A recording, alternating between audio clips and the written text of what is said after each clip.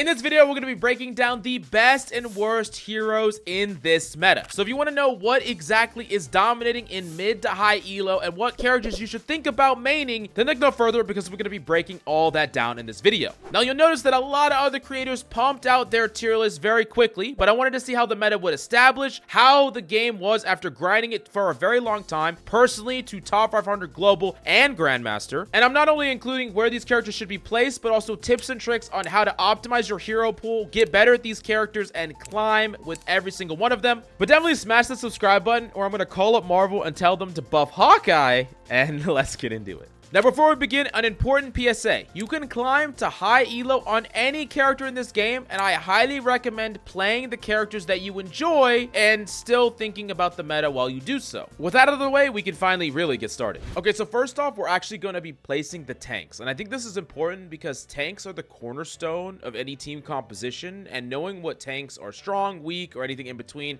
is really important to place the other characters. So we're going to start with tanks, we're going to move on to DPS, and then supports. Now, let's first talk about Doctor Strange, and I think this is a really easy one. Doctor Strange is definitely S tier. Doctor Strange is freaking phenomenal. He's so powerful at what he does. His barrier is very, very heavy and strong. He's really capable of sustaining through a lot of damage, meaning that he actually could be a solo tank. He's a great duo tank, of course. He has a super powerful ult in Eye of Agamotto, which I think is a top 5 ult. And in addition to all of these factors, we have a character that has consistent high damage output. And then on top of that, the teleporter, which can allow you to touch point in a lot of situations, can help you set up some like unfair angles and things like that for, you know, like a Punisher to shoot through, or for your team to kind of sneak around and things like that as well. I really think that he's kind of the golden standard for tanking, and he's undoubtedly the best tank. I'm definitely putting him in the S tier. It's something to consider if you're a tank player. Knowing how to play Doctor Strange is just gonna be good for you in the long run, I think. I think he's gonna consistently be meta for a long time, and he's definitely S tier deserving. Now, Venom is a character that I've actually moved in my placements, right? And it's a little difficult to place him because he's so dramatically different depending on the ranks. I think he's one of the best solo tank divers. If you're trying to dive in, you know, you have the 3 or quad DPS nonsense, right? And you're trying to dive in. Venom is the one that's not going to dive particularly easily and can kind of go in with your team, right? But, you know, objectively, he has a lot of weak matchups. He can get punished really easily. He's not going to be able to burst through a lot of supports. And I think he's strong, don't get me wrong, but he's not like the end-all be-all. And a lot of players have kind of figured out that you can sustain through him, you can survive through his damage. And really, one of the things that I think is holding him back the most is he might have one of the weakest ultimates in the entire game that people just don't care about at all. Like, you compare Eye of Agamotto, how many fights that wins, versus Venom. Venom is not winning fights with his ultimate. It might add a little bit of pressure, but it's not great. And yeah, I'm actually going to put Venom in the A tier overall for mid to high elo. I think he is a reasonable pick. He's strong, but yeah, he's not a character that I would recommend picking just randomly. I think he's better to be picked in a dive composition, aka your team has mobility, your team is jumping on someone in the back line. You know, you have a Black Panther, you have a Psylocke, then he's going to really shine. You can play him in other situations if you're really, really good, but yeah, I'm going to just keep him in the A tier for now. Now, Peni is an interesting one, and this is a conversational point that I think a lot of people haven't really talked about or haven't really hit on. Peni is weird because sometimes she feels oppressive and sometimes she feels like she does nothing, and people don't really understand why that is. And it's actually pretty simple. Peni is a space denial character. She denies areas on the map. You walk into her area, you walk into her setups, her space, and you are going to be at a disadvantage, right? But here's the thing. If you're pushing an objective, if you're pushing a Koth point that your opponents have control over, or if you're just pushing any objective that your opponents already have space on, or they already have control over, then you cannot set up and you're not forcing enemies to walk in, right? So Peni can definitely get creative there and try to do some weird things with her grapple and her mines and things like that, but it's much harder. And that's why I think that because there's such a high-low discrepancy, I can't put her in S and A because I don't think she's realistically a character that you should be one-tricking because of these weaknesses at taking or reclaiming space. Like, you walk into a fight, right? And maybe you win that first fight, and then your opponents will never win that point again because you're locking it down and you're popping off as Peni. But for the most part, though, if you lose that first fight, it's going to be so hard. You have to start slowly taking areas around the point piece by piece by piece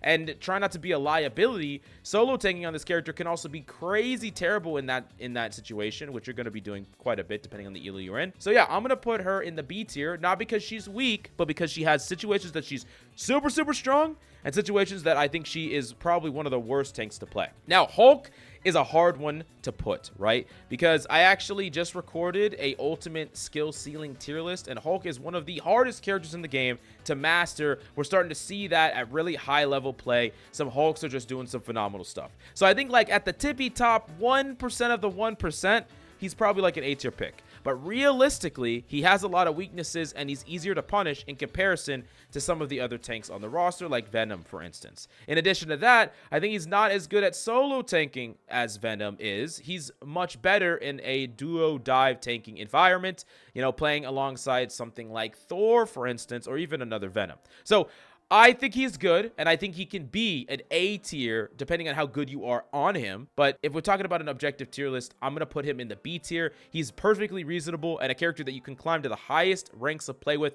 as is any character on this list, by the way. And I'm going to keep repeating that throughout the video. But he is not going to be like an all-star. You know, he's not going to be at the upper echelons, in my opinion, in general, across the board. And I think it would be silly for me to put him there just because he's seeing scrim play and, you know, cracked out player play at the very highest end when most players can't access that or their games don't reflect that reality. Now, Thor is a character that I have done so many changes on. I have grinded a Thor account to high level. I have played Thor. Now I play Thor so much, I played him on my main, and he was one of the characters that I grinded to Grandmaster with in my Grandmaster stream where I, you know, streamed and didn't stop playing until I hit Grandmaster. And Thor carried me a lot of games to the point where I popped off and people banned him. That's how impactful Thor was. People did not want to face against my Thor. And the reason is because Thor, the character itself, carried me. The character itself is incredible. And the reason that the character is so good is because the character has such high damage output that I think is higher than a lot of DPS. And you can't get punished in the same way they can because you have so much more health. When you move, use your mobility,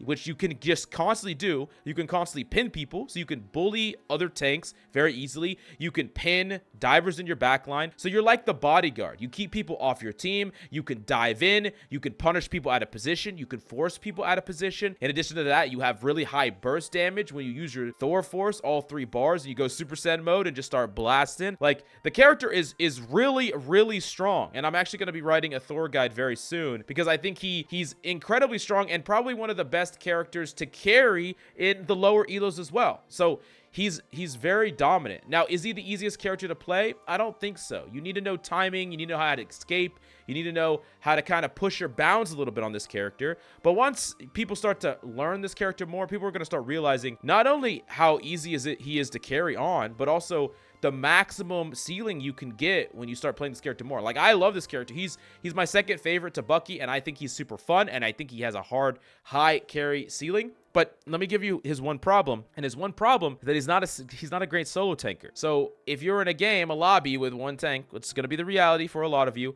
he's going to be a little bit hard unless you're, you know, going like crazy and kind of playing like an absolute crackhead. I would say in some of those lobbies, flanking a lot more, trying to get picks a lot more. I mean, there's so many situations where I just like kind of beeline to the back line, you know, pop Super Saiyan mode and killed 2 supports and then walk back to fight. You could do stuff like that. Sometimes you have to if you want to carry some of these weird games. But realistically, Thor does not want to be the only frontliner. He wants to play with another frontline person. He could play dive-esque with a dive person, or he could play the bodyguard, protect, and peel role if he has something like a Stranger or Magneto on the front line. Gives him a lot of options. I think he's really strong. I'm putting him in A tier. Also, I cannot sleep on the fact that if you are underneath the diamond rank, where Hela is not going to be banned, yeah, this character is busted with Hela.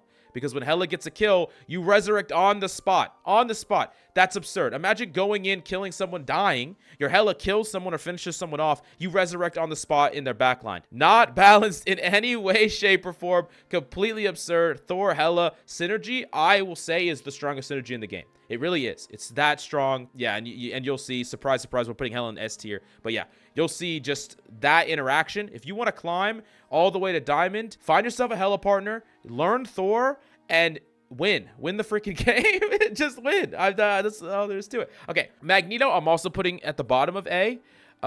He is kind of a character that does similar things to Strange in their play patterns. I don't think he does it quite as good. So the things he can do better is he can kind of enable some other dive characters, right? So he can bubble things in. I think he's pretty good with a character like Thor, maybe even like a Hulk, something like that. He can also bubble in like Panthers and things like that. That's where you're going to get the most value from him, is when he's bubbling things in. When you're just poking and trading blows, I think consistently Strange just has higher upside. A better ultimate, more consistent damage, a better barrier in general. I don't think Magneto's bad. He just kind of has a better version of him that exists. Just a slightly better version of him.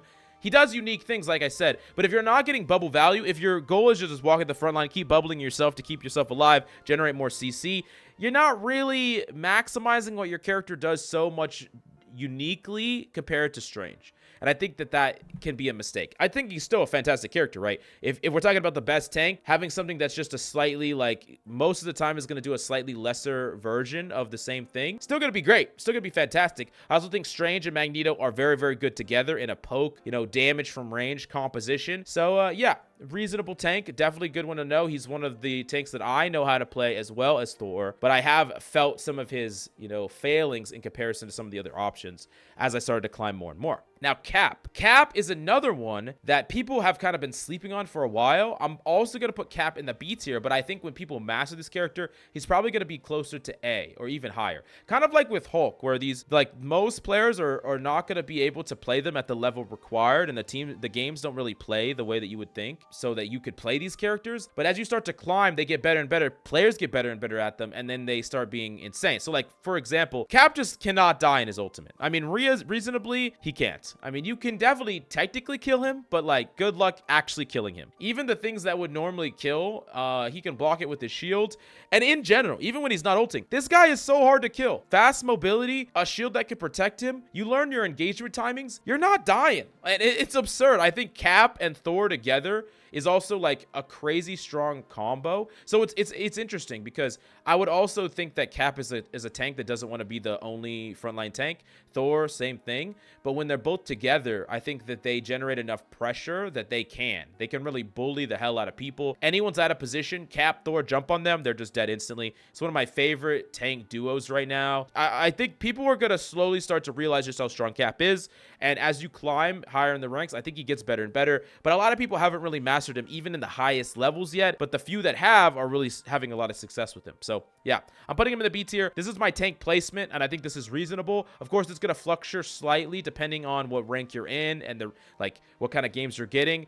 Some of these tanks are better at solo tanking, like Venom, Magneto, Doctor Strange. And then some of these are really good if you have a set coordination and a team. I think Thor, Hulk, Captain America can be that, or on certain maps, Peni is just dominant, or in certain situations. So there's always incentive to learn multiple tanks, and I think that there are some that are really, really fun to play. And yeah, this is my tanking section. Oh, and then the last one we got to talk about is Groot. I actually forgot about Groot, and I need to place Groot. Groot's a difficult one to place. I am inclined to put him in S, even though he's probably more realistically here. I'm actually going to put him in A. So this is actually where I'm going to place him. And the reason that Groot is an A tier is because his walls are really strong. His ult is really strong. His walls are really strong. He has a lot of health. He's really tanky. There are some bad matchups to him. He can't really do that much about divers. Bucky is going to bully the hell out of him. He can get booped out of position. So there are things that he's not great at. In general, I think he's a very strong tank to play even solo tanking. He could also be played with, like a Doctor Strange. He gives you a lot of flexibility, walls to play around to create advantages in the middle of fights, deny ultimates, things like that, cut off people's exits, cut off people's heals. Really great. You notice that, his type of play, that more pokey mid-range brawl, is Doctor Strange is superior, right, to Magneto and Groot in that way, but these characters are still good. They're not so far outside of his realm that it doesn't make sense to play them, but Doctor Strange definitely is the best by a definitive margin. But let's actually see how the DPS stack up when compared to the tanks. Where do the DPS lie? What are the best and worst DPS in the meta right now? And let's talk about it. So Panther is a character that has a really high skill floor, meaning that he's not a character that's the easiest to like pick up and play. But once he gets to a certain level, this character's deleting people, right? He javelin, dashes, 180 kick, dashes 180 again, javelin, dashes, and then you ult them, and you know it's been done to you. You're seeing these crazy ass Black Panthers just like kind of kill everybody, right? Black Panther is insane, and even in the highest levels of play, I think he's very, very strong. He's not the best diver though. That is, spoiler alert, Psylocke, but he is probably the second best diver in the game, and he has crazy high burst potential. Now, yes, you can carry a lot of games, but he's better when you have more divers that can go in and bait out some of these cooldowns from supports. You know, Loki's heal, hard to burst through. Mantis's sleep can get you killed. Snow, same thing. Adam Warlock's his packs, very hard to deal with. So there are this powerful support utility that can be a problem, but depending on the rank you're in, those players are either not hitting those things, or you just need to wait for your right timing. You're very timing centric. You pick your battles, you find the right moment, you can definitely capitalize. I'm actually gonna put him in the A tier. He's not the best in the entire game, but he's a very strong, consistent carrier from mid to high elo, and definitely a character that I think is worth learning. Pretty much no matter what rank you're in, he's definitely a character worth learning. Now, Black Widow. This was a character that created a lot of controversy, myself included, about the fear of this character before they came out, because we thought this character one-shot. Turns out this character cannot one-shot, and there was other problems that we didn't even know about. So the other big elephant in the room is the problem that this character, it's hard to hit. It's very hard to hit shots. And I'm not talking of like, oh yeah, Mills, of course it's hard to hit shots. No, it's like harder to hit shots on this character than it is with like Widowmaker and Overwatch. This character, it just feels very difficult to hit. And also you just don't have great mobility. You don't have great ways to get away. You just don't really have any ways to get away. And when you compare it directly to a character like Hawkeye, which also doesn't have great ways to get away, but does actually one shot, it just doesn't even make sense to play this character over Hawkeye. Like, not even, unless Hawkeye's banned, and still there's a million other better options. I actually think she's one of the weaker DPS in the game, especially with so many DPS having very high mobility. And, you know, even true in high elo, doesn't matter the skill level of the Black Widow, the diver's skill level is going to get even higher. And there's so many different, you know, mobility heavy tanks that can punish you. You know, a cap could just literally make it so you can never play the game. Same thing with the Hulk. And then, you know, all the divers, Psylocke, like, good luck playing this character. I'm putting her in C tier. I don't think she's one of the worst characters in the game. Actually, she is. She is one of the worst characters in the game, but she's not like the bottom of the barrel.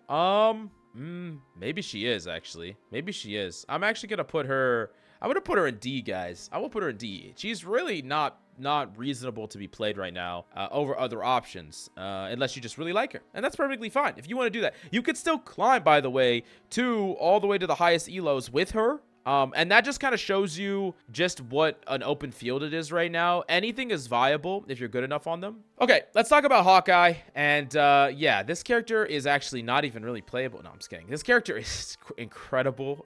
There's a reason that he's banned a ton of at high elos. I'm even gonna put him here. This character is absurd, and I also love the philosophy, the mindset about how they're going to balance this game, right? I like the idea that we're not going to nerf a ton of characters, and I don't really want to start a big buff nerf discussion in this video, but I think they should nerf this freaking character. And the main thing they should nerf about this character is the charge time, about how fast he gets up to the damage to one shot, and the BS where he can charge his arrows from behind walls. If you don't know, you can play Hawkeye behind a wall, peek on your right side, right? So like you're peeking enemies on your right side.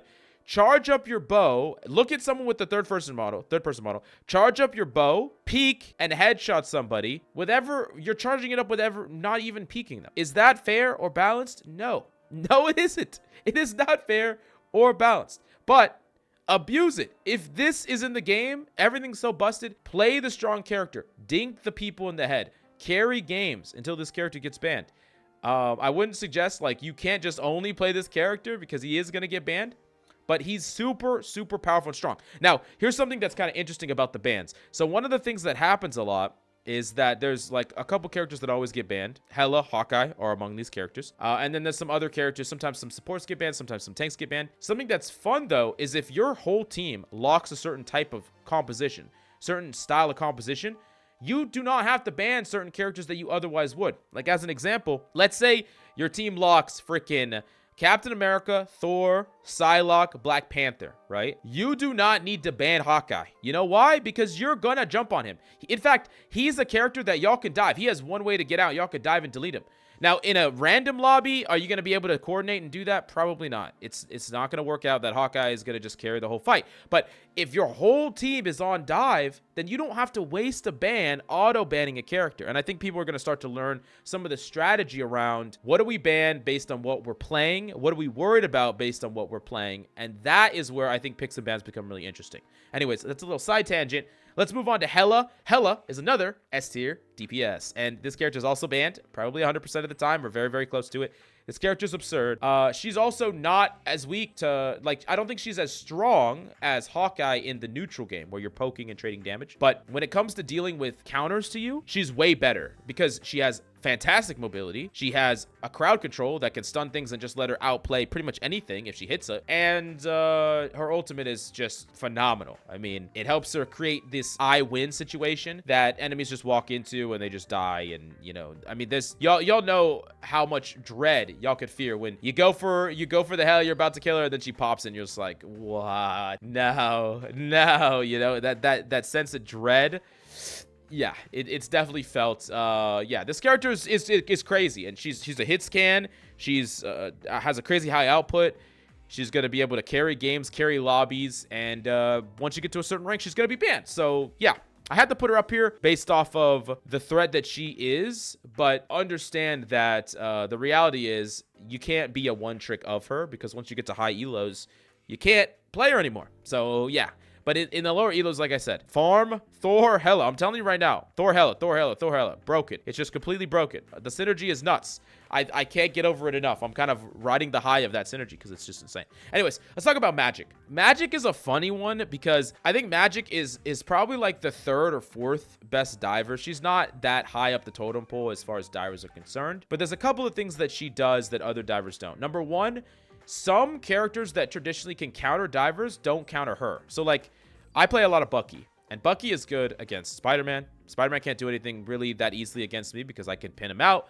I have reasonable game against Black Panther, reasonable game against Psylocke, but not Magik. And the reason is because how her teleporter works is she literally fades out in the middle of getting crowd controlled. So against things that are trying to crowd control you, shut you down, you know, maybe it's a Thor, maybe it's a tank trying to hit you. Maybe it's a Winter Soldier. Whatever it is, she's going to be better at that. And I think she's better against counters, even if she sacrifices some of the raw power level. Now, even that I don't think is enough to push her over the edge. What really is the fact that she turns on one of the most powerful synergies. I don't think it's as strong as the Thor Hawkeye or the Thor Hela synergy, but it's incredibly powerful, and she does it to two very strong characters. The recall with Black Panther and Psylocke give those characters so much higher carry potential that, even a serviceable Magik that can make a Psylocke triple S tier is worth it. And you got to kind of consider all that when you're placing a character. I'm going to put her in B tier. She's very strong. She's reasonable. But she's not quite as strong as some of the higher level divers and things like that. Okay, elephant in the room time. Ironfist. Keep in mind, this is for mid to high tier. This is not for random games and quick play games or anything like that. Ironfist, I'm going to be frank with you, is not that good in general. He's probably like the 5th or 6th best diver, if you could even call him that. And a lot of people see Ironfist like kind of beat their freaking ass, and they're like, okay, this character's crazy. This character's cracked. This character deserves to be banned. But the reality of it is, this character has a lot of weaknesses. And the main thing is that he takes too long to kill one target, and he has a very hard time killing them through supports. So I understand, in games where things are crazy and chaotic, everyone's running around, he's going to be feasting on everybody. In games where supports, no one plays support or people don't heal you, he's going to be dominating. But if I'm just standing there as like a Punisher and this guy's on me and my Mantis is pocketing me, he ain't killing me. I'm killing him.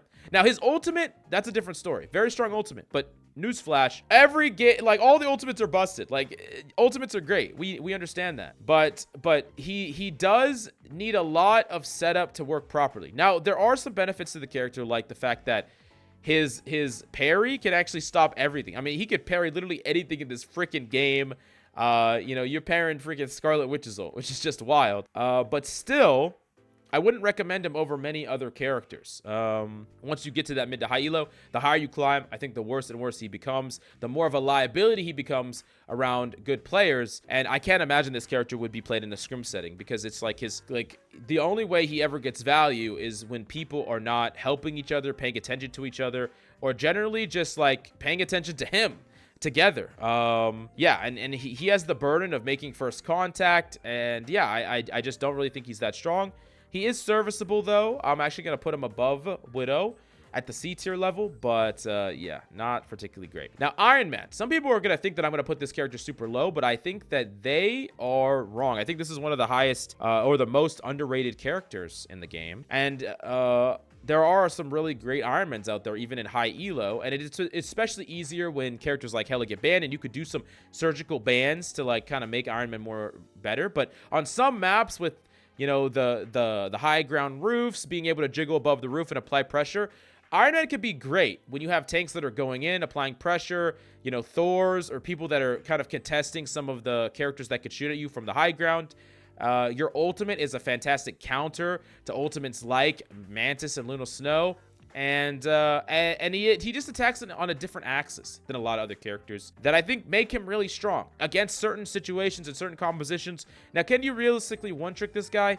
Probably not. But you don't need every one of your characters to be a one-trick. He could just be that character that you could play well. You play on the maps that he's good in, and you shut down some of the nonsense. And there are some compositions that they just can't touch you, right? Supports generally are going to have a pretty hard time touching you, besides maybe Adam Warlock.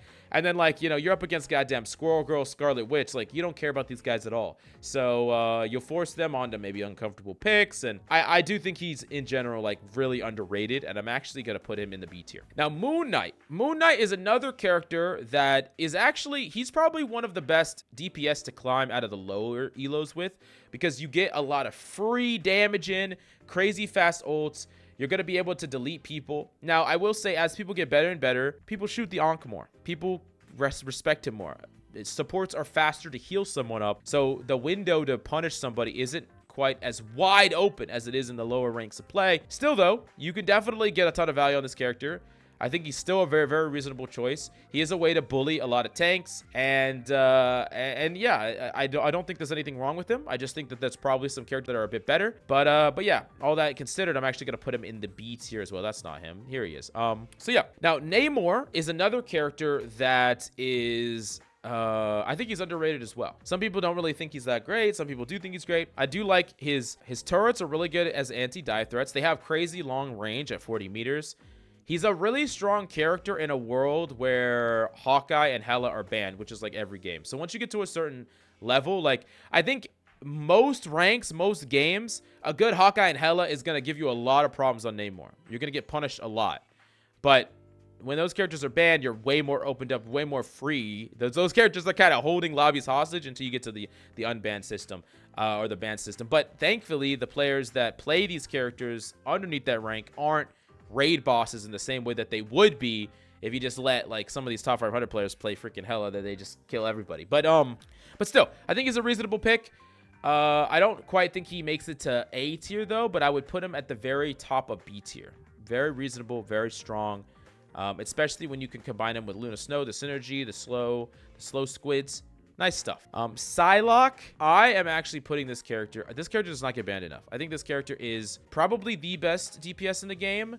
At the very least, secondary probably to Hela, which I'll probably put it here. This character is crazy, and I really don't think that people have kind of grasped just how strong this character is. So many options, movement options, mobility options. You can kind of 0 to death anyone with 250 HP very easily by just doing the left click, the 2 da alternate fire, stick that into them, dash through them. It kills 250 HP heroes just like that. I'm going to write a Psylocke guide as well because a lot of people have been asking about it. But yeah, this character's crazy. Hit, scan, fire. Your damage reduces your cooldowns. You got multiple dashes. You have a burst insta-kill combo. You can go invisible. You have an ultimate that if they don't have a support ult, you just kill people. Like, what more could you want out of a carry character? I can't think of it. This character is crazy, phenomenal, disgusting. And you could play her in a dive, not in a dive. She can play more pokey. She could play, you know, just to annoy. She could play to farm ultimates and carry off on ultimates. I've seen people just farm up tanks, go in and ult before the Luna Snow.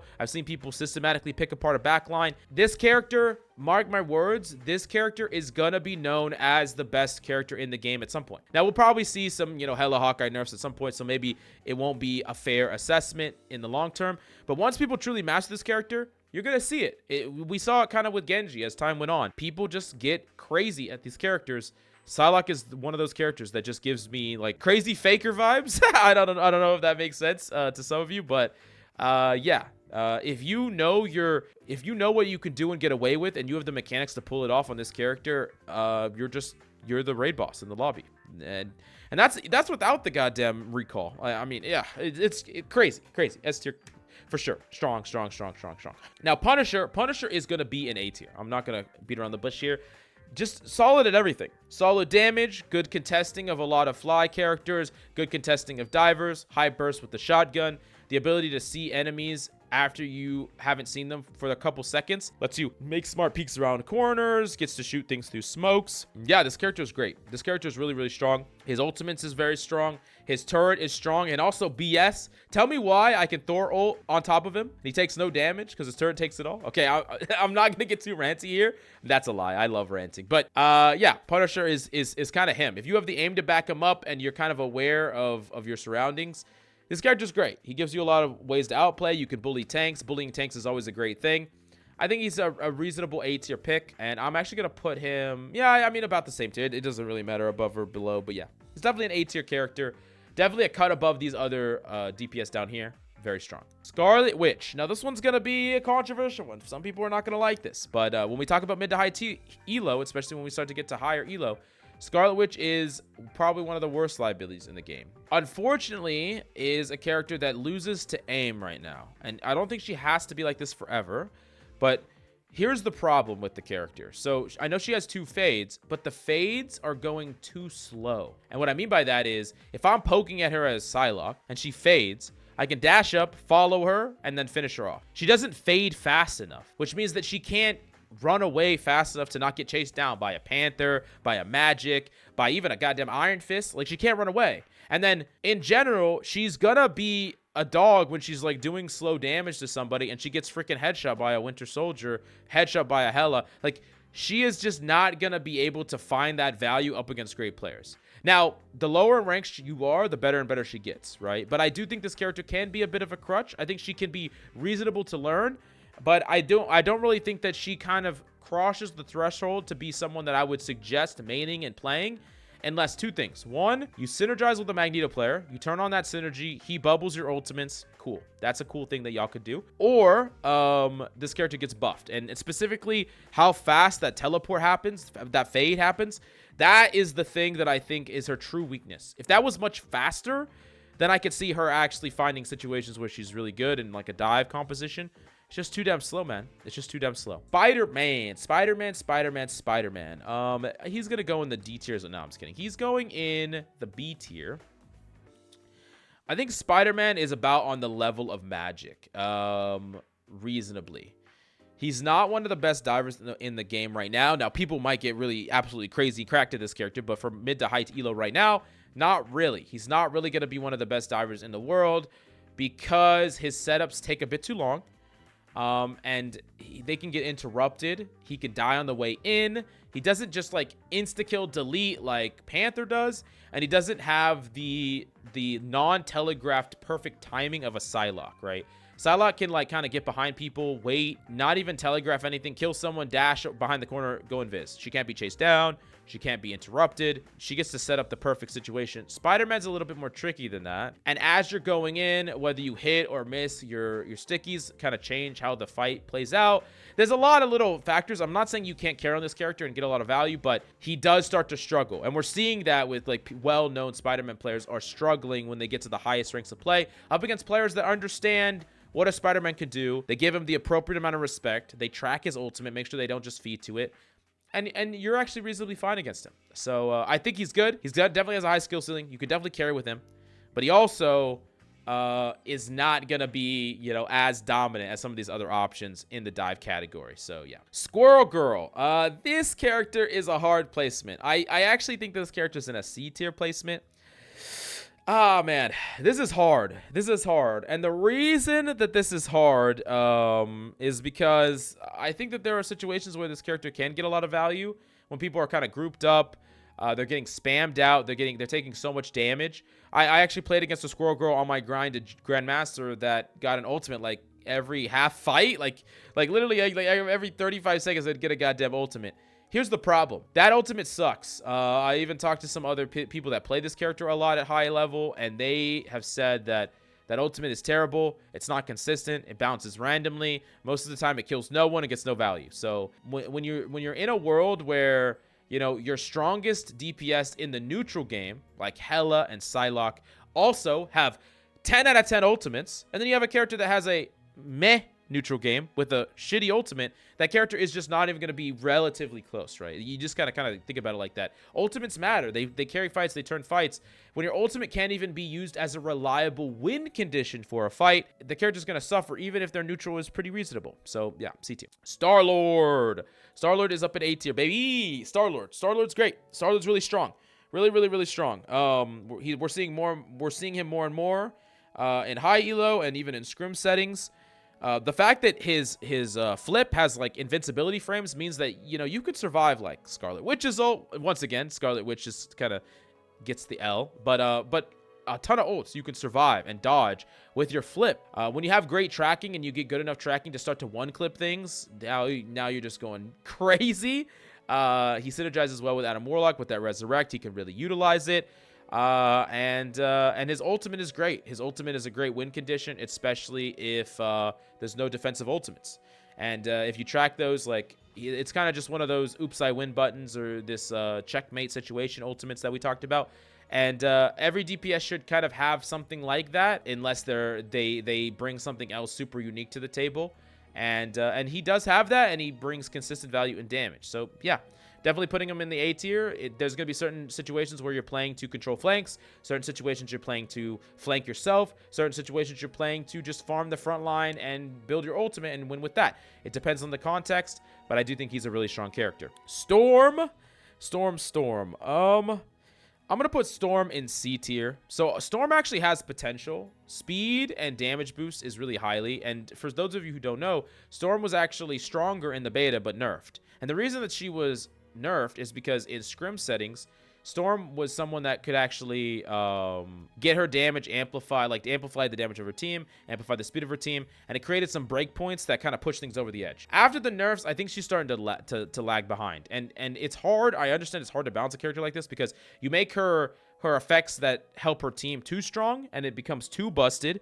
You make it too weak and she individually becomes too weak. So I think maybe they need to buff her like her personal damage or maybe her personal movement.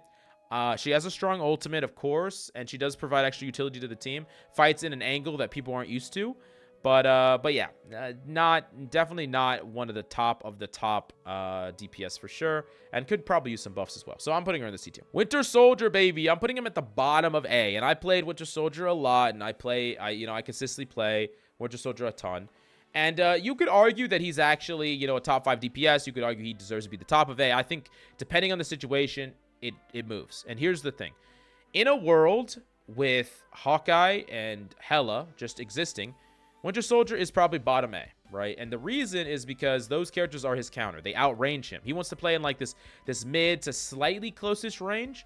And those characters want to play very far away from him where he cannot get to them or contest them in any way. The Hawkeye's going to keep pot-shotting him. He's going to die. The Hela's going to dink you and kill you, right? But once those characters start to get banned, you get to see the true potential of this character kind of opened up. He gets to bully tanks on the front line. He's really good against most divers besides Magik. And yeah, I think he's a great character. And when those characters get banned, he really just gets to do whatever he wants and be dominant. And in the lobbies where both those characters were banned, and I got to play DPS with a reasonable frontline, I feel like I could do a ton on this character. But in other lobbies before I got to the ban system, I felt like a good Hela or Hawkeye really kind of kept me down. So yeah, strong character, but you know, his placement's going to change depending on what is seeing play on the enemy team. There are certain tanks that you can also bully. You can bully a Thor, you can bully a Groot, you can bully a Peni, but you cannot bully Doctor Strange that much, or Magneto, or freaking Captain America, really. So yeah, super strong character with super strong CC, generally pretty good against tanks. But yeah, I'm gonna put him here, and I think he could go up and down depending on that situation. Wolverine. Now I know that there are some Wolverines kind of running around doing some crazy shit, you know, booping people into their team. It is a little gimmicky. I think it's gonna work less as people get used to it, but I do think that Wolverine can be strong in the right hands if you have a full team that is like committed to the same cause, right? I think like a Hulk, Thor, Wolverine comp is crazy because you just get to force people wherever you want. You're booping them, then you're booping them, and then you're booping them again. Like, no one gets to go where the hell they want at all. No one gets control of their bodies. You can just force someone way out of position and kill them. But outside of that, like, coordinated situation and in ranked for mid to high elo, I think he lags behind. I think he's, like, about right here. I think he's definitively weaker than some of these other picks. Especially like his main problem is his overhealth, where your first engage is reasonable because you go to 0, then you get that passive to trigger, you get that overhealth, but that cooldown is so long and you're not going to get it again without getting assists, which you're just not realistically going to get again. And then you're kind of just waiting, and if you go in too hard in that time frame, you're going to probably die. But if you don't go in, you're just kind of waiting. He doesn't really have a way to like create assists from range consistently, especially if you're just not contributing to the fight. So yeah, I don't really know exactly where they need to go with this character to make it more viable. Doesn't mean you can't carry with this character. Like I said, you can carry on any of these characters, but yeah, I do feel like he does lag a little bit behind the rest of the pack. But let's actually see where the supports slide in, because I think this is where a lot of people don't really know where the supports should go. What are the best supports? What are the weakest supports? Where should they be placed? And I'm actually going to do this in an interesting order.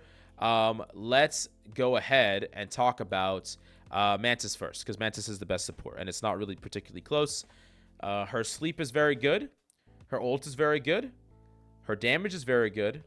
And her heals are very good. She also has great movement. So when she does everything, she's the best. And she's also a support that does get banned a little bit, or quite a bit, but sometimes, you know, supports and tanks are kind of split a little bit. People don't, you know, ban the same thing. Sometimes people do targeted bans, and DPS typically get the bans. So she sometimes slips through, even though I don't think she should slip through as much, because she's just so strong.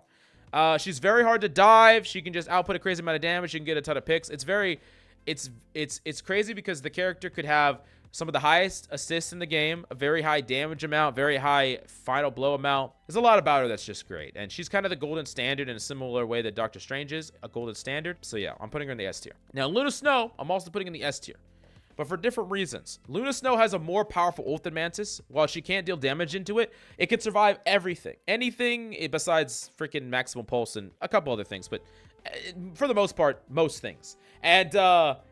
And that's needed, because there's so many ultimates that will just lose you the game. Eye of Agamotto can lose you the game. Hela ult can lose you the game. Psylocke ult can lose you the game. Like, there's so many that just win, and this says no. And it kind of makes this weird game where, like, they're trying to make you use your ultimate, and you're trying to not use it because you need it for their things. And how good you are at, based on where you position, are you hitting your sleeps? Are you, zoning away? Are you mechanically dealing damage? The harder you make it for them to bait out your ultimates, and the better you can hold your ultimates for the situations you actually need them for, that's going to be the mark of a truly good Luna Snow. So yeah, I think she's an S tier character. I think she's very strong, and she definitely deserves S tier. And yeah, so these two are for context. There is actually one more S tier support we'll talk about in a bit, but these two kind of give you some context to where the rest of the list is going to be placed. Loki is going to be an A. And Loki is one of the best anti-dive supports there is, because his heal aura is just so strong, it's like impossible to burst through. His ultimate's great because it can be any ultimate. It's fantastic, and it typically just wants to be a Luna Snow ultimate, because Luna Snow ultimate's probably the best ultimate in the game. But it can also be flexible in that, hey, it's an Eye of Agamotto right now. It's this or it's that. Not always exactly what you need at that situation, but the fact that you can copy your teammates and opponents definitely helps. And I also think that Loki is great in a triple support comp, where you play like Mantis, Luna, and Loki, because Loki can protect from the dives, protect your other supports from the dives. He gives you a more versatile ultimate where you can be the third support ultimate or the second tank ultimate, right? You get a lot of flexibility there. He does a lot of damage, and he's really tricksy. I think that's a nice little synergy, right? All together, nice little synergy. Yeah, and he's also just a great character to know when, you know, some of the other supports get banned. I think he's a reasonable A to pick. Rocket.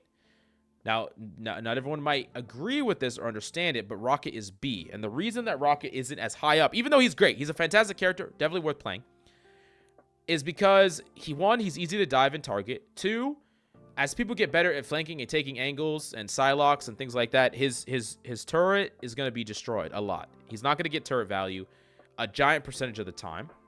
So he's easy to dive, so that makes him double weak to divers, right? He has double weak. And then his ultimate, while strong, that ultimate is great. It's not really what you want out of the support role, because there's so few what we call defensive ultimates, which are ultimates that can help you survive against an onslaught. So sometimes you don't need something that does more damage or kills more. You need something that prevents and protects, right? And he just doesn't offer that. So like, you gotta start thinking about, it's like, if you play him, what are you sacrificing? What are you not playing, right? What are you giving up? Now, I do think that he really shines a lot when you play him with Winter Soldier, because you just output so crazy amounts of damage. You know, I'm hooking a Groot into like shooting them like 12 times in the chest. It's great. But yeah, I do think that while he's a fantastic support and probably one worth playing if others get banned, or if you're just trying to grind him generally with some synergies, and in low elo, I think he's way better. Like, the lower elo you are, the better and better he is. We're starting to kind of see some of his failings, and you got to start thinking of a meta like that. Like, if you play something, what are you giving up? If you're playing him, which of these other super strong supports are you not playing to make that worth it? You got to kind of start thinking about those things. Still, he's fantastic. He's still great. I want to make it clear that all the supports are playable and viable, and in many cases, you would rather have the third or even fourth support over a C tier or D tier DPS, and I'm not even capping. That's just the truth. Let's talk about Jeff the Shark. Jeff the Shark is also going to be down here, and I understand that a lot of people are like, okay, this guy's taking over my games. This guy is just unbeatable. He's frustrating. He's whatever. People are getting better as you climb, people get better at targeting him. People get better at getting out of his ultimate, and there are ways to counter ult him. Like, for example, I went up against the Jeff the Shark on my climb the other day, and I think Thor ult is not great. It's actually one of the most frustrating things about Thor, because his ult gets canceled by everything. But the second their Shark popped his ult, I popped mine. They ate my team. I'm too high for him to eat. I slam down, I kill him. I did that every time. He never, ever took my team off the map. I stopped him every single time, traded ult for ult, killed him for free, and shut down his ultimate. And there are other ways to do that. There are other characters. There's ways to position so that you don't get eaten by him. And I think also, while he does have, like, kind of meh damage and reasonable burst heals, he doesn't bring to the table what these other characters bring. Like, he doesn't bring to the table the damage and the raw numbers and the flexibility of a Mantis, the damage boost, all that. He doesn't bring to the table what Luna Snow brings in that really powerful defensive ult and her crowd control. He doesn't bring to the table what Loki brings. Like, there's all these characters that bring so much to the table, and he just doesn't bring those things to the table. And he really kind of relies on that gimmick to carry. And I call it a gimmick because it's silly, and it's like over reliant on an ultimate to make a character good. And I think that it is a strong gimmick. Don't get me wrong. It's really strong. It's really powerful. But at a certain point, people get better and better at dealing with it. And I think a lot of people got more value with it in the early days too, because people didn't really understand. As people understand more, people are going to counter it better. As you climb more, people just kind of realize that, like, okay, hey, it doesn't matter that I have this ultimate that can potentially kill things. If they're all playing dive characters anyways, I'm not going to get them. If they all focus fire me, I'm going to die. And I also can't stop this freaking diver from killing my teammate or killing me, because he's going to deal damage to me. I'm going to go underground. he's gonna kill my teammate. If I pop up, he's gonna kill me. Like, it becomes rough. I'm not saying the character's trash or bad or anything like that. You just got to think about what you're sacrificing to play him, okay? And we're seeing that respectively in higher ranks where he's starting to become someone that's a bit of a troll pick at times. So, yeah, still strong, but yeah, nowhere near the strength of the other supports. And I don't really think you could probably justify playing him in Grandmaster Top 500 lobbies unless other supports were banned. Then you could justify playing him. Cloak and Dagger. Cloak and Dagger, I'm actually going to put in A tier. At the bottom of A tier, I think she's weaker than Loki, but I also think she's a fantastic third support and just provides a good stream of outplay capability with your fade that can fade your team, with an ultimate that can be a pseudo-defensive ultimate, even though I think it's worse than Mantis and Luna's, but it's still like, you know, anything is better than nothing if it can keep your team alive through a Hela ult or a Psylocke ult. And the fact that you can kind of overlap it on the same spot and it stacks the healing can be a big deal. It can make it so that you're effectively immortal. And yeah, I think in general she's really, really great and strong. I do think that if she had, you know, a form of crowd control, she would be more reasonable to play, because Luna Snow and Mantis, like crowd control, stunning someone, so important. It's just like crazy important. And if you don't have it, you're kind of a sitting duck, even if you could fade away. Because what happens when, you know, a Psylocke appears behind her, starts dealing damage to her, she fades away, the Psylocke dashes after her, what'd she do? She dies. So there are definite weaknesses to the character, and I don't think you could really necessarily justify her too much at high elos over the other support options. But like I said, I think she's a great third best support. I think she's a great solo carry support. I also think she's a character that has a really high skill ceiling that people haven't quite gotten to yet. So yeah, I'm gonna put her in A tier. But the last S tier character is actually Adam Warlock, and I'm putting him here. I'm actually putting him above Luna Snow. Not quite as good as Mantis, but I think he's better than Luna Snow. And there's a couple reasons for it. So while he doesn't have an ultimate that can save his team in the traditional sense, he can bring him back. And I think especially just to bring back 1 or 2 picks in situations where you maybe, hey, it's not like, oh, they didn't use an ultimate, I need to stop it. It's like, hey, my teammates got picked, and if we just if we don't find a way to turn that, we're just gonna lose the fight. He could just say, and now we're actually back at parity. We're actually going to bring back these 2 teammates that maybe they have ultimates back into play. Like, imagine Luna Snow gets picked, you know, you resurrect them, and then now they have the defensive ult, right? And maybe you don't even need to use it because your team is no longer at a huge disadvantage. Super strong. But what's really strong about this character is the fact that the soul bond makes it so anything soul bonded is going to be so freaking difficult to kill. Like, connecting HP totals is just completely absurd. And in addition to that, packing and healing himself and multiple people, completely absurd as well. Super strong, super powerful. The ability to make it so that your teammates get full healed at a moment's notice. Like, you could go make a play, and then they're all healed. Your team could go in aggressively and get healed on their way in. And he outputs a crazy amount of damage as well. Like, and don't even get me started that he synergizes really well with Mantis. I think in ranked play, the Mantis Warlock duo as a support backline, crazy freaking strong. Y'all play together, y'all protect each other, y'all both have crazy damage output. She can damage boost you and herself. She could stun something. If y'all stun something, y'all both can kill it together. Anything. He just charges up a right click. She hits it. Like, they're so strong. And this is kind of where, like, you might be kind of freaking out about some of my support placements. If you're playing any of the other supports, you're not playing Mantis, Warlock, or Luna. And it's hard to justify not playing these because, I mean, Luna's getting a little bit carried by her ultimate, but these characters are just crazy strong, and they have the answers to the threats of the format right now, the threats of the meta. And yeah, and so this is my definitive best to worst. I want to make it clear that I waited longer than most people do to put this out because I wanted to make it accurate. And I strongly believe in my placements here. I strongly believe in all the placements here. I believe that this is probably the most accurate list that you'll find for mid to high elo play. But once again, any of these characters can climb you to the highest ranks of play. So don't feel like you have to play the meta picks. In fact, there is actually some benefits to not because your character will get banned, right? If you become a freaking Hela one trick to climb, you gotta learn something else eventually. But you pick up a B tier character, maybe even an A tier character, and you're gonna be able to play that character no matter what gets banned, right? So that's kind of the benefit. Think about that when you're picking your character. Maybe for supports, learn a support in S, learn a support in A, learn a support in S, learn a support in B, so you have something to fall back on. Same thing with tanks. Don't just be a one trick tank only Doctor Strange. Got to learn some other options if you're a tank main. So understanding this tier list, I think, can help you kind of game plan against what you want to get good at, how you want to climb, and what you're going to do in the case of bans and things like that, and how you want to kind of play that. I think that's really educational and good for people to learn and good for people to know, and that's what I really want this tier list to be. Not the stop playing this character's trash. No, have a game plan. If you want to be an Iron Fist player and you want to pop off with him, have a character in your back pocket that's good when everyone's getting pocketed really hard. Have a character that you can play that's really good when there isn't anyone isolated, anyone that you can deal with. Maybe you're like, okay, I play Iron Fist. Okay, now I'm actually going to play Nemor as my second character. Or, hey, I'm actually going to add in a Star-Lord. Or I'm going to add in a Punisher. You see what I'm saying? You create a hero pool that is reasonable against all the problems. If a character suffers in one situation, find a character that will not suffer in that same situation, and you're going to set yourself up for just a really good grinding throughout your career in Marvel Rivals. But I hope that this list has been educational for you. I hope it's been helpful for you.